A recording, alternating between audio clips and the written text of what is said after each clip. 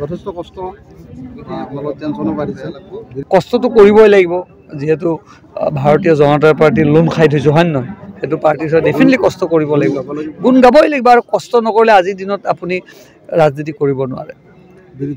বিৰোধী ক'ত আছে বিৰোধীটো নাই এতিয়া আমাৰ কষ্ট কৰি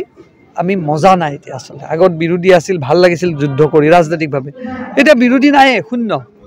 সকলোৱে হাত দাঙি পেলাইছে তথাপিও ৰাইজৰ সেৱা কৰাৰ কাৰণে আমাৰ মানস আছে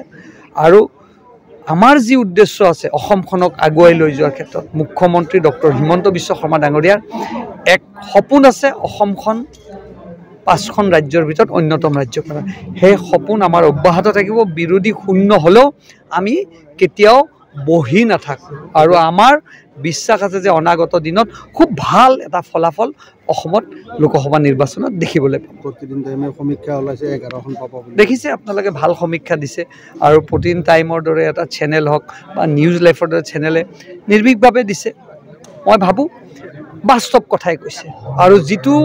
মুখ্যমন্ত্ৰী ডাঙৰীয়াই কৈ আহিছিল 11:30 সেইটো কালি বাস্তৱত ৰূপায়ণ হ'বলৈ সক্ষম হৈছে ভূপেন বৰাও অৱশ্যে হেৰি কৰিছে যথেষ্ট শক্তিশালী বুলি দাবী কৰিছে দিল্লীত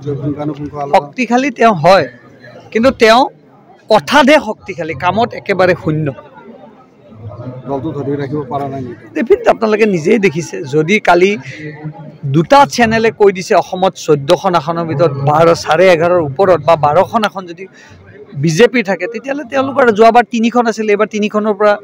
0লৈ পৰিৱৰ্তন হ'ব খুব বেছি এখন পাব পাৰে বুলি সমীক্ষা কৰিছে আমিতো 0ই ভাবিছোঁ দেখা যাওক সময় প্ৰদ্যুৎ বৰদলৈ বিজেপিত আহিব মই নাজানো এই হিচাপে মোৰ কোনো আইডিয়া নাই আপোনাৰ পুৰণা সংগী মোৰতো তেখেতৰ লগত বা ব্যক্তিগতভাৱে ভাল কিন্তু মোৰ সেই বিষয়ে মোৰ হাতত কোনো তথ্য নাই যদি গৌৰৱ গগৈ নগাঁৱত টিকেট নাপায় শুনিছোঁ মানে যে বিজেপিৰ হৈ তেওঁ একেবাৰে আইডিয়া নাই মই একদম গম নাপাওঁ মই আজি আপোনাৰ পৰাই প্ৰথম শুনিলোঁ যদি আহে আপোনালোকে আদৰি ল'ব নিশ্চয় মানে যদিৰ কথাই নাই মই নাজানো এইটো বিষয়ত মোৰ কোনো জ্ঞাতই নহয়